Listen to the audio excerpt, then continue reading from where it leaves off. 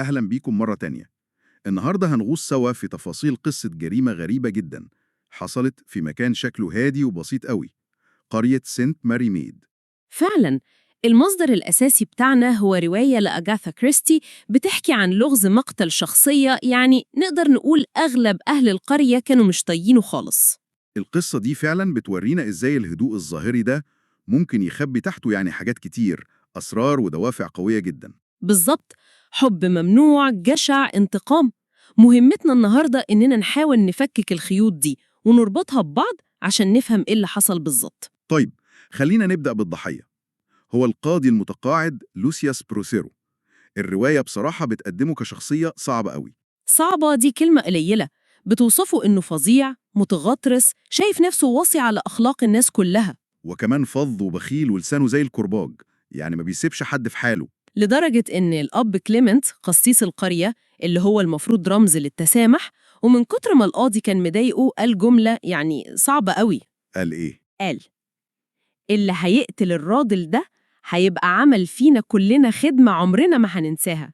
يا نهار أبيض! ده يوضح قد إيه الناس كانت مستاءة منه. الأغرب بقى مكان الجريمة. آه، دي المفاجأة الكبيرة. حصلت في مكتب الأب كليمنت نفسه، في بيت القسيس، وفي عز النهار كمان. لقوه مقتول على المكتب بطلقة واحدة في راسه. مكان وزمان غير متوقعين بالمرة. طبيعي جدا مع شخصية زي دي إن المفتش سلاك يلاقي نفسه قدام بحر شكوك. أكيد. الرواية بتقول إنه تقريباً كل اللي في القرية كان عندهم سبب يخليهم يخلصوا منه. دايرة الشك كانت واسعة بشكل يعني يدوخ. فعلا، القايمة طويلة. نبدأ بمين؟ أقرب الناس ليه مراته الشابة آن بروثيرو. آن. الرواية بترسمها كأنها عايشة في جوازة كلها غم وقسوة، زي الوردة الدبلانة كده. وبيقولوا إن عينيها ما كانتش بتنور غير لما تشوف الرسام الشاب لورنس ريدنج. هنا الدافع واضح قوي، عايزة الحب، عايزة الحرية، وطبعاً الميراث. ميراث كبير طبعا. وبعدين عندنا لورنس ريدنج نفسه الرسام ده، العشيق المحتمل. كان واضح إنه واخد قلب آن وشايف القاضي ده عقبة أو عيطة سد في طريقهم. دافعه كان إيه؟ آن والفلوس؟ بالظبط، آن وفلوسها اللي هتخليهم يعيشوا سوا، حب وجشع. طيب، ومين تاني من جوه البيت؟ بنته المراهقة ليتيس. ليتيس بروثيرو دي كانت عايشة في جحيم زي ما الرواية بتقول، بين قسوة أبوها وبرود مرات أبوها. لدرجة إنها كانت بتقول صراحة إنها بتدعي عليه يموت. كراهية ورغبة في الخلاص، دافع قوي جدا عند مراهقة. دي كده الدايرة القريبة. نطلع بره البيت بقى. أول حد يخطر على البال الأب كليمنت نفسه، الجريمة في مكتبه. أكيد طبعا، القاضي ما كانش سايبه في حاله، كان زي ما بنقول قافل هليل خناق بخصوص حسابات الكنيسة. كان بيشكك فيه وبيهدده بالفضيحة. ده دافع قوي عشان يوقفه عند حده. ومعاه مساعده مستر هاوس. ده وضعه كان أخطر، مش كده؟ خطر بكتير. الرواية بتجف إنه فعلا كان بيمد إيده على فلوس الكنيسة. يا خبر! والقاضي كان اكتشف الموضوع وكان مقرر يواجهه يوم الجريمة بالليل الساعة 6. كان خلاص هيتفضح. بالظبط، كان في موقف لا يحسد عليه، دافع مباشر وقوي جدا عشان يسكت القاضي.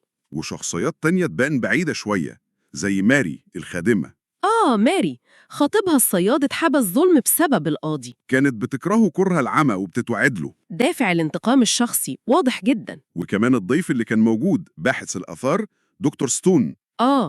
الرواية بتلمح إن القاضي ممكن كان سبب في مأساة لابن دكتور ستون زمان. انتقام قديم. احتمال وارد، وجوده في مسرح الأحداث بيخليه مشتبه بيه. ده حتى مرات القسيس جريزالدا اللي كانت مسافرة ورجعت بعد الجريمة. هي كمان كانت بتبغض القاضي جدا بسبب تدخله في حياتهم. فعلا محدش كان طايقه. والمصيبة الأكبر إن طبيب القرية نفسه معرفش يحدد وقت الوفاة بدقة. عشان هو كمان كان بيكره القاضي، فحص الجثة كان أي كلام، وده طبعا لخبط التحقيق أكتر وصب في مصلحة القاتل. هنا بقى الدنيا بدأت تتعقد بجد. القاتل أو القتلة ما كانوش بس قتلوا ومشوا. لا طبعا، دول عملوا خطة تضليل محكمة جدا. أول حاجة كانت الورقة اللي لقوها جنب الجثة. بالظبط، طلقة متأخرة وتربطها بالجريمة. بالملي، دليل سمعي كاذب عشان يبعدوا الشك تماماً عن وقت الجريمة الحقيقي اللي كان بدري عن كده. خطة شيطانية فعلا. والنقطة الأغرب بقى الاعترافات؟ دي حتة غريبة جدا. آن ولورنس كل واحد فيهم راح واعترف بالجريمة لوحده. وسط كل اللخبطة دي بقى بتظهر البطلة الحقيقية بتاعتنا، الآنسة جين ماربل. الست العجوزة اللطيفة اللي ساكنة جنب بيت القصيص وشباكها كاشف القرية كلها. مش محققة رسمية ولا حاجة، لكن عندها قوة ملاحظة رهيبة وفهم عميق للطبيعة البشرية. بتسمع الهمس وبتربط الخيوط اللي محدش شايفها. طب إزاي ملاحظاتها دي فكت اللغز؟ حاجات تبان بسيطة قوي. أول حاجة، قصيص زرع الدلفينيوم اللي في مكتب الكاهن. ماله ده؟ هي لاحظت إن شكله مش طبيعي، كأن التربة فيه متقلبة والنبتة مضروبة. طيب وإيه يعني؟ استنتجت إنه أكيد كان في حاجة تقيلة مدفونة في التراب ده واتشالت، واكتشفوا إنه كان مكان إخفاء المسدس أبو كاتم صوت. يا بنت اللذينة من قصيص زرع. طيب وإيه كمان؟ الورقة المزورة، غير المفتش اللي ركز على الوقت، هي شكت في الخط نفسه. الخط؟ لاحظت إنه مهزوز شوية، كأن حد بيقلد خط القاضي ومش عارف. والأهم، هي كانت سامعة صوت فرقعة مكتومة بدري عن الوقت المكتوب في الورقة. يعني سمعت صوت كاتم الصوت في وقت مختلف. بالظبط، وده أكد لها إن الورقة مزورة والتوقيت متلعب فيه. القاضي للقسيس بيقول له إنه ماشي عشان اتأخر. والأهم إن الرسالة دي أصلاً مزورة واتزرعت مكان رسالة تانية. حقيقية، تمام. الرسالة الحقيقية دي هي اللي كانت بتدين هاوز مساعد القسيس بسرقة الفلوس. يعني القاتل خبى الدليل الحقيقي وحط دليل مزور. والأهم إن الرسالة المزورة دي كان مكتوب فيها وقت معين، 6:15 مساءً. مقصودة طبعاً عشان يوهموا الناس إن القاضي كان لسه عايش في الوقت ده. بالظبط. وخطة التضليل ما كانتش بس الورقة. عملوا إيه تاني؟ كسروا منبه كان في المكتب وظبطوا عقاربه على 6 وتيست، برضو عشان يأكدوا الوقت الغلط ده. يا نهر أبيض على التخطيط، ملاحظات بصرية وسمعية وخطوط كمان. طب والاعترافات الكدابة؟ هنا بقى ظهر فهمها للناس. بدل ما تتلخبط، شافت إن التناقضات والأخطاء الواضحة دي مقصودة. مقصودة إزاي؟ قالت لنفسها، لما 2 يكذبوا وكل واحد يقول قص عكس التانية وفيها غلطات، ده مش غباء، دي خطة تمثيلية متفق عليها عشان يبعدوا الشبهات. والملاحظة الأخيرة اللي ربطت كل حاجة ببعض؟ محاولة قتل مستر هوز مساعد القسيس. حاولوا يقتلوه بالغاز وهو نايم؟ تمام.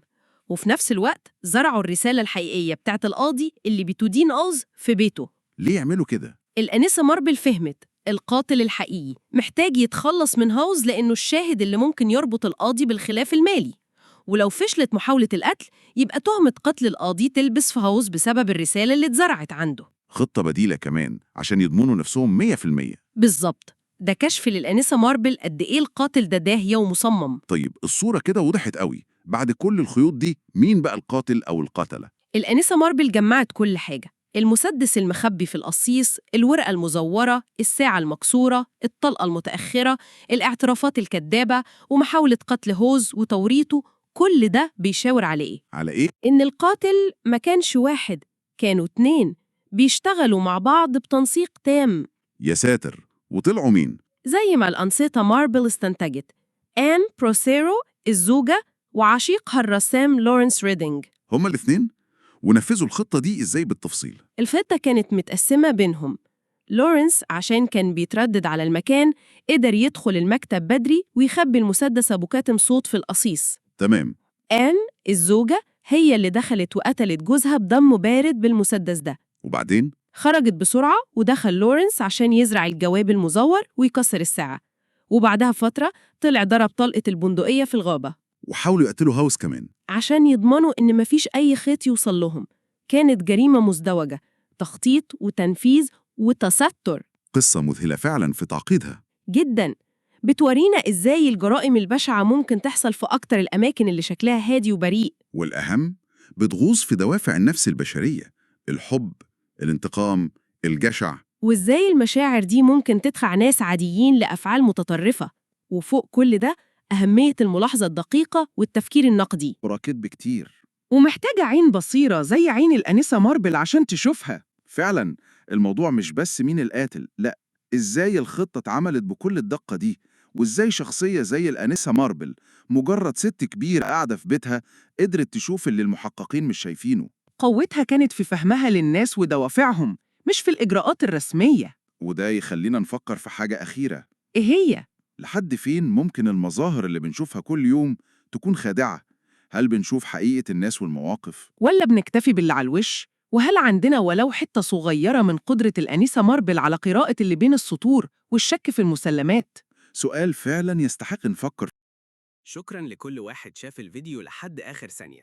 دعمكم هو اللي بيخلينا نكمل ونقدم الأحسن. ولو حابين نعمل حلقة جاية عن فيلم معين، اكتبوا اسمه في الكومنتات، يمكن يكون الفيلم اللي اخترتوه هو موضوع الحلقة الجاية. سلام مؤقت.